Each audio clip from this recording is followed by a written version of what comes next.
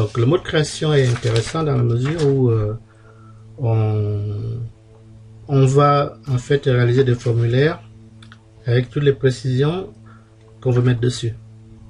Donc on va voir qu'il y a plein de choses à faire en utilisant le mode création. Il faut déjà savoir comment est-ce qu'on arrive au mode création et comment est-ce qu'on utilise ce mode création. La première chose, pour réaliser un formulaire en mode création, on va donc se mettre dans créer et on va choisir création de formulaire qui est ici. Vous tombez sur cette feuille là, vous avez indiqué détail. Première chose déjà, cette feuille là est en réalité plus grande dans la mesure où vous avez d'autres parties qui ne sont pas visibles. C'est-à-dire, si vous faites un clic droit, ici, vous voyez, vous pouvez rajouter les en-têtes et pieds de page. Et vous avez également l'en-tête et pieds de formulaire. Vous voyez, par exemple, je vais ajouter les deux, en-tête et pieds de formulaire. Vous voyez, vous avez l'en-tête du formulaire, vous avez le pied du formulaire. Je vais même ajouter, si vous voulez, l'en-tête et pied de page. Voilà. Et donc, on se rend compte qu'en fait, on a des informations possibles en en-tête et en pied de formulaire et des informations possibles en en-tête et pied de page et la partie détail. Et la partie détail qui est la partie principale à être utilisée en mode création. Alors, premièrement, comment remplir, si vous voulez, les parties de votre feuille en mode création. En fait, il y a des éléments qu'on appelle des contrôles qu'on va donc inclure dans notre formulaire. Je vais en mettre pour l'instant 2. Imaginons qu'on va y mettre un logo sur un formulaire. Donc vous voyez, si vous avez marqué logo, en cliquant dessus, normalement vous pouvez aller sur votre disque dur et aller chercher ici une image qui correspond à un logo. Ça, c'est le logo de mon entreprise. Ensuite, je peux mettre le titre de mon formulaire. Donc là, si vous voulez que ce soit le logo ou le titre du formulaire, ce sont, si vous voulez, des éléments qui ne sont pas associés à une table. Ce qu'on appelle des contrôles indépendants. C'est-à-dire que ces contrôles ne dépendent pas, si vous voulez, du contenu des tables, puisqu'il suffit de les mettre à l'endroit désiré. Si je mets un titre ici, je mettrai par exemple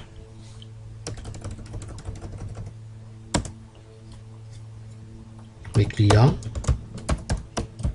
parce qu'on va essayer de prendre la table client comme aide. Donc après, si vous cliquez dessus, et si vous êtes au niveau de l'accueil, vous voyez, vous pouvez centrer, vous pouvez mettre de la couleur, vous pouvez mettre tout ce que vous voulez, hein.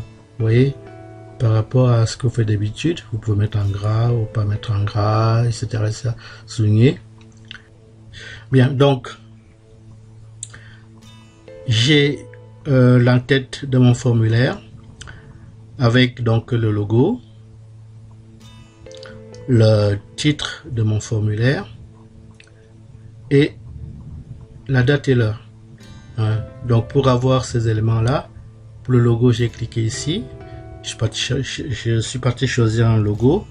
Pour le titre j'ai cliqué là, puis j'ai modifié le titre pour date et heure. J'ai tout simplement cliqué ici. Si je veux voir ce que donne mon formulaire ici en mode formulaire, puisque là on est en mode création, vous faites, je fais un clic droit, mode formulaire, et ça ressemble à ça. Et normalement ici on peut également le mettre en mode création en faisant un clic droit et en choisissant mode création. Maintenant, supposons que je veuille mettre dans ce formulaire ma table client. Pour le faire, il y a déjà un travail au départ à faire, c'est d'indiquer la table et ensuite prendre les champs concernés en allant dans un premier temps dans feuille de propriété. Et dans feuille de propriété, vous avez ici une partie qui s'appelle données. À l'intérieur des données, vous avez la source. La source, en fait, c'est la table que vous voulez mettre dans votre formulaire en mode création. Donc, quand vous cliquez dessus, vous avez plusieurs tables, vous avez plusieurs éléments qui peuvent rentrer dans votre formulaire. Donc, moi, j'ai choisi de prendre la table client. Donc, je clique sur la table client ici. Et à partir de là, je vais choisir les champs de la table client que je veux donc mettre ici sur mon formulaire. Donc pour cela, donc je vais aller dans ajouter les champs existants. Donc je clique dessus et vous voyez ici qu'il y a un certain nombre de champs, enfin tous les champs de la table client qui s'affichent. Alors, si je veux prendre donc ces champs de la table client, par exemple, je vais en prendre cela, donc j'attrape ici le champ concerné, je le glisse ici, à l'intérieur donc la partie détail, avec l'affichage pour l'instant qui n'est pas très joli, mais bon, je vais pour l'instant mettre tous les éléments dont j'ai besoin. Donc, vu comme ça, évidemment, c'est pas très joli, c'est pas aligné. C'est pour ça d'ailleurs que le fait d'avoir ce quadrillage va être intéressant dans la mesure où on va essayer de faire quelque chose de joli.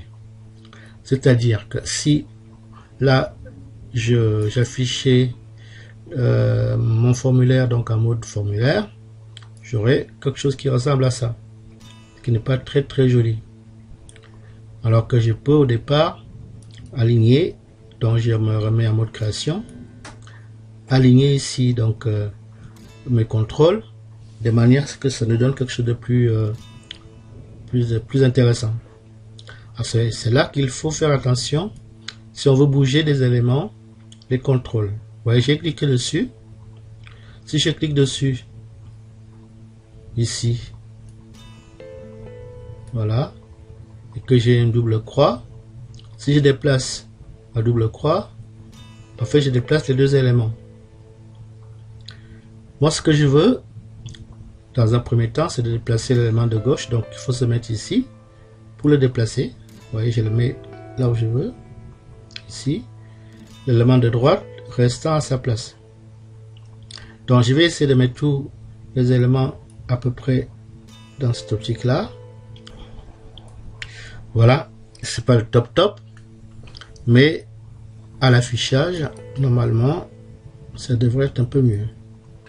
On va continuer donc sur le formulaire. On va utiliser le principe dit des groupes d'options. Si je reviens sur la table client, ici, vous voyez, je me suis arrangé pour que sur chaque client, il y ait une observation. Cette observation, je l'ai indiquée avec un numéro. Encore faut-il qu'on sache le 1 ça correspond à quoi, le 2 à quoi, le 3 à quoi, ce qu'on va faire. Mais ce que j'ai envie de faire en fait, c'est que chaque client puisse être qualifié, par exemple bon client, mauvais client, etc. Et que ça corresponde aux chiffres, aux observations que j'ai mises donc dans la dernière colonne. Donc comment je vais procéder? Toujours en étant en mode création. Donc je vais le faire en entier. Donc je vais d'abord dans un premier temps donc ici créer donc mon formulaire en mode création et ça il reste là. C'est pas ce que ça donne, mais c'est pas grave. On va le mettre mode formulaire pour voir à quoi ça ressemble.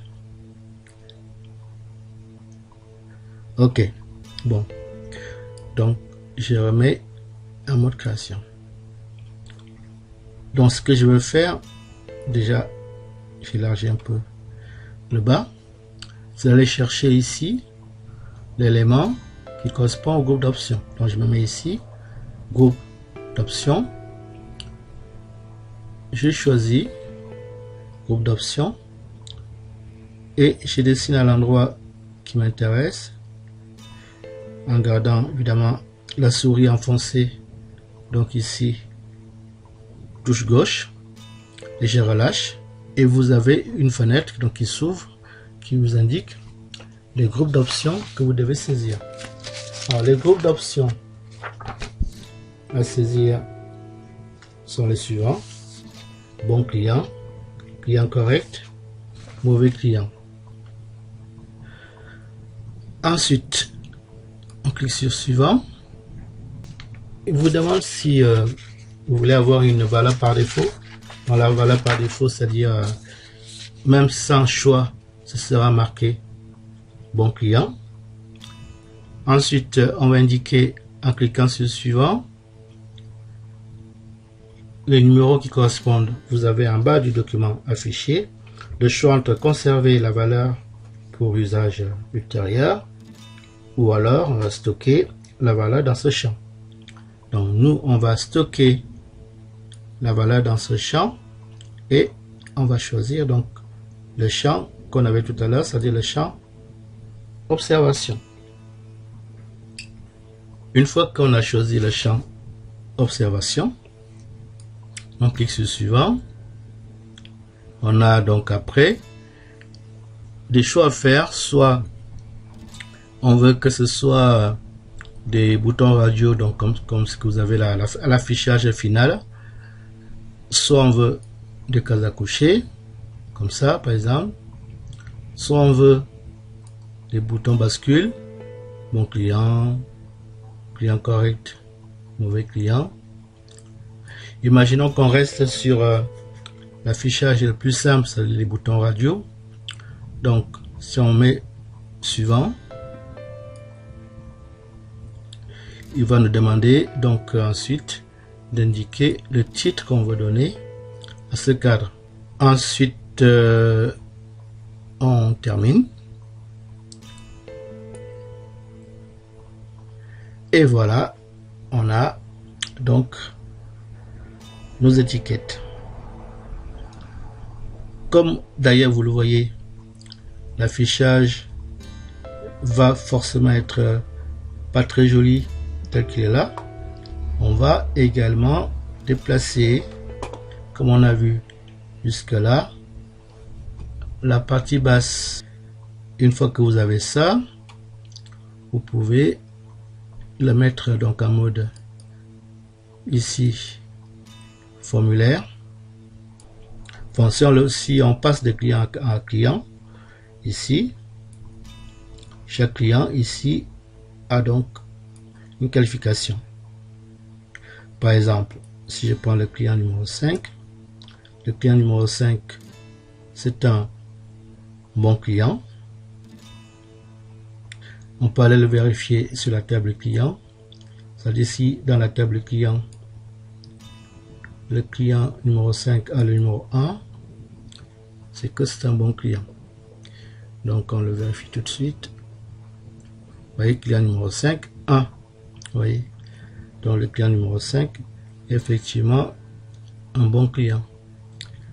On peut vérifier par exemple le client numéro 2 qui est donc devrait être un mauvais client. Donc on va fermer ça. Donc le client numéro 2 que je vais chercher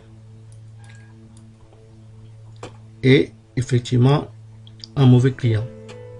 Donc là en fait on a qualifié chaque client selon l'observation qui a été saisie dans la table. Donc ça peut être intéressant dans un formulaire.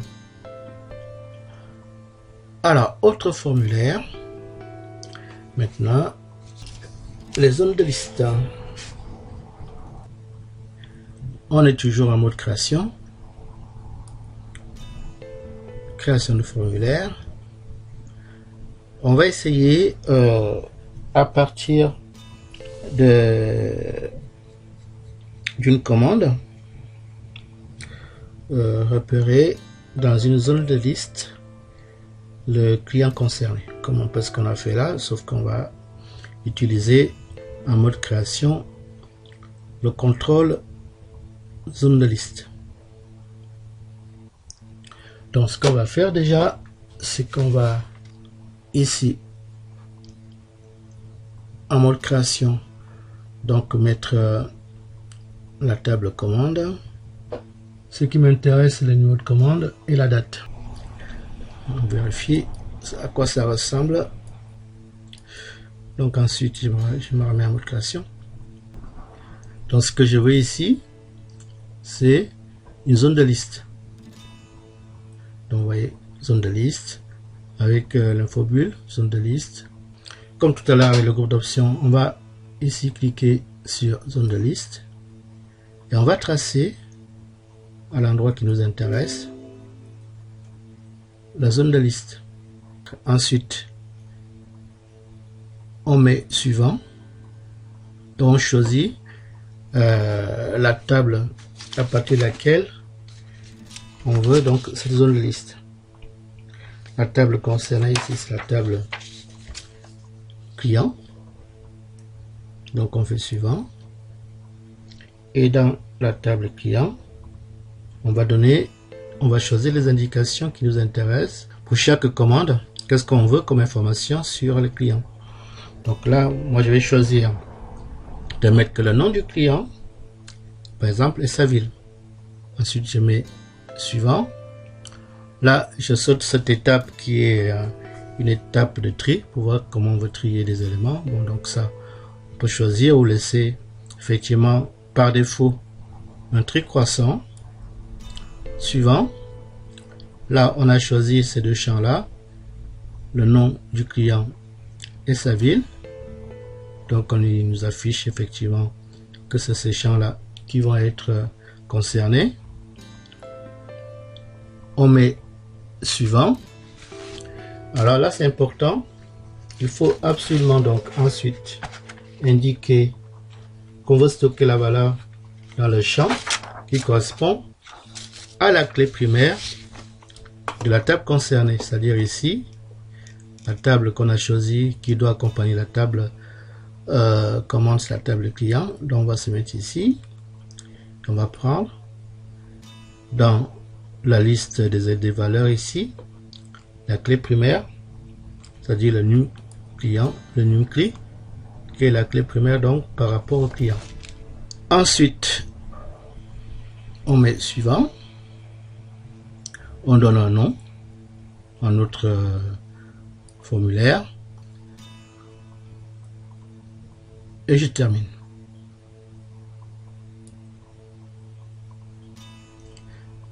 Voilà, là on a un mode création. On va voir ce que ça donne en mode affichage ou en mode formulaire.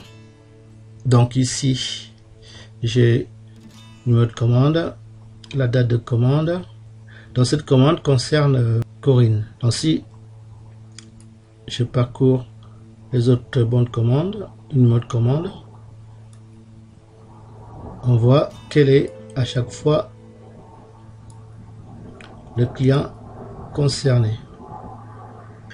Donc là, je vais cette fois-ci créer un formulaire, mais avec un menu déroulant. Le principe est exactement le même que celui de la zone de liste. Voilà, donc à partir d'ici, on va aller donc chercher l'élément qui correspond ici à la zone de liste déroulante ou le menu déroulant. On va tracer en bas comme tout à l'heure qu'on a fait avec les zones de liste simple. Je fais suivant, table livreur, suivant. Je disais que je voulais le nom et le prénom.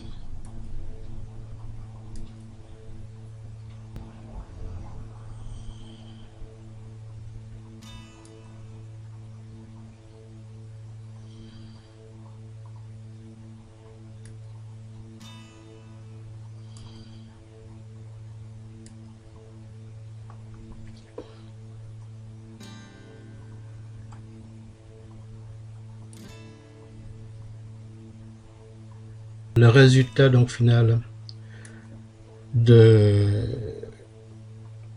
ce formulaire avec le menu déroulant.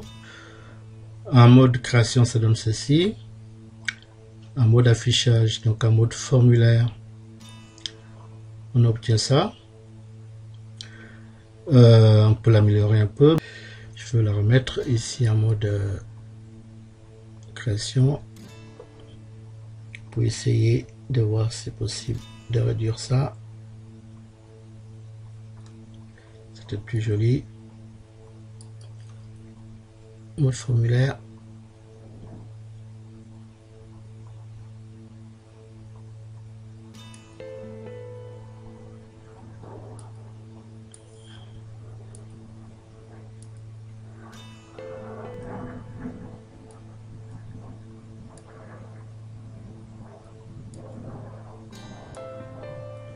Ouais, ça peut être plus joli comme ça.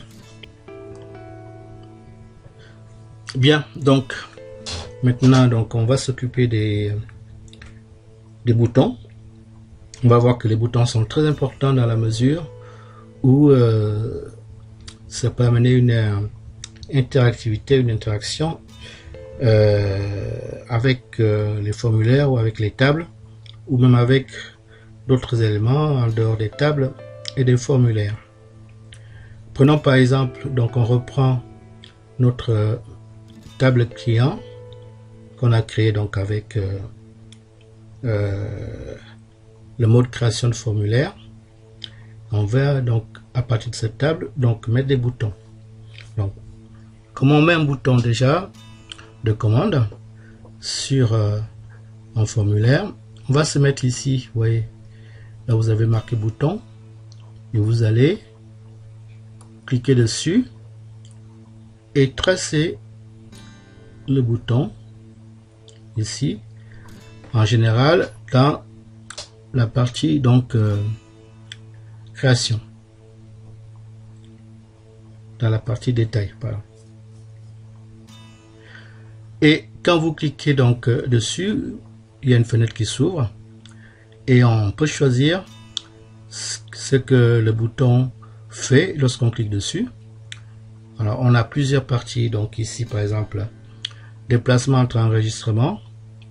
Est-ce que je veux avec ces boutons par exemple aller directement au dernier enregistrement, à l'enregistrement précédent, etc., etc. C'est une possibilité. Sur les enregistrements, avec ce bouton, est-ce que je veux ajouter un nouvel enregistrement? Est-ce que je vais copier, imprimer, etc., sauvegarder? Donc on peut faire un choix. Sur les formulaires, est-ce que je vais imprimer donc mon formulaire, imprimer le formulaire, ouvrir un formulaire?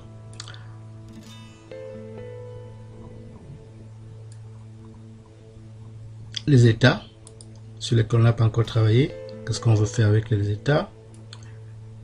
L'application, est-ce qu'on veut quitter par exemple Access? On peut mettre un menu qui permet de quitter Access.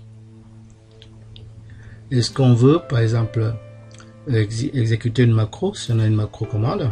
Est-ce qu'on veut exécuter une requête si on a créé des requêtes, imprimer une table, etc. Donc vous voyez qu'en fait ici un bouton qui nous amène au dernier enregistrement. Donc on va cliquer sur suivant. On peut mettre un texte, dernier enregistrement, ou mettre une image. On met suivant. Et on va se rendre compte que si on se met donc ici en mode formulaire,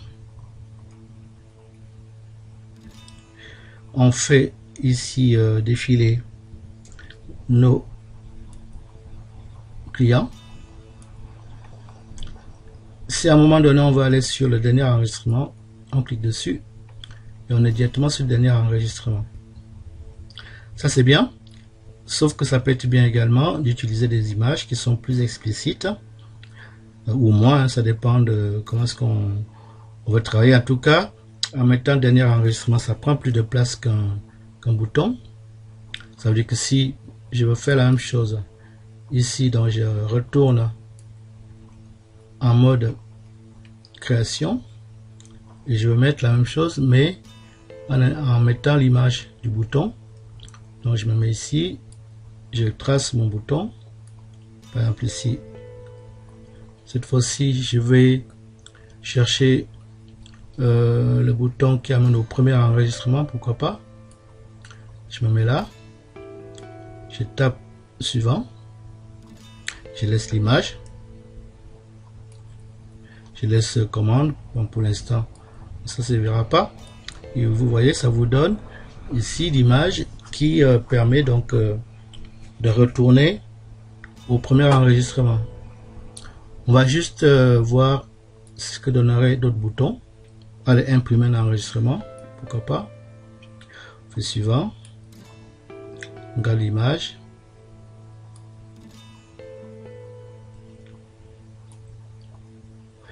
quitter l'application, c'est-à-dire quitter en fait Access. On fait suivant, on garde l'image, on termine. Vous voyez, ça donne ça, c'est-à-dire que si on clique là-dessus, en principe on quitte Access. Voilà, donc en fait vous avez ici, il suffit de choisir les boutons qu'on va utiliser et savoir ce qu'on va en faire, et à chaque bouton vous avez une commande qui est exécutée. Voilà, si je me remets ici par exemple en mode formulaire avec tous les boutons que je viens de faire là, ça c'est au premier enregistrement, je suis retourné au premier après le boomer. Si je vais imprimer, si j'avais l'imprimante allumée, je clique dessus. Si je veux quitter Access, je clique dessus et je suis plus dans Access. Autre chose de très important, on peut créer un menu. Le menu, c'est quoi, c'est un menu? Le menu, c'est juste un formulaire. Et ce que vous avez envie de faire, c'est de permettre à ce que ce menu ou ce formulaire s'ouvre automatiquement dès que vous ouvrez Access. Je vais par exemple prendre ici quelque chose que j'ai déjà fait, c'est-à-dire ici, voilà le menu que j'ai fait au départ. Vous voyez que quand j'ai ouvert mon fichier Access, je suis tombé directement sur ce menu. Je ne suis pas tombé sur autre chose, je suis tombé que sur ce menu. Je vais bien recommencer. Mon fichier Access qui se trouve dans cours sur le formulaire, je clique dessus et je tombe sur le menu. Mais comment faire pour que, une fois que vous avez conçu votre menu comme celui-là, vous puissiez tomber dessus dès que vous ouvrez Access? Alors pour le faire, vous allez partir dans un premier temps dans ici fichier, et vous allez vous mettre dans options. Une fois que vous êtes dans options, vous avez ici plusieurs choses. Vous avez général, base de données, etc. Donc vous allez vous mettre dans base de données active. Et dans base de données active, vous allez indiquer le nom du formulaire qui doit s'ouvrir automatiquement. Moi j'avais créé un formulaire que j'avais appelé menu. Ce formulaire, donc je le mets ici, je me mets donc sur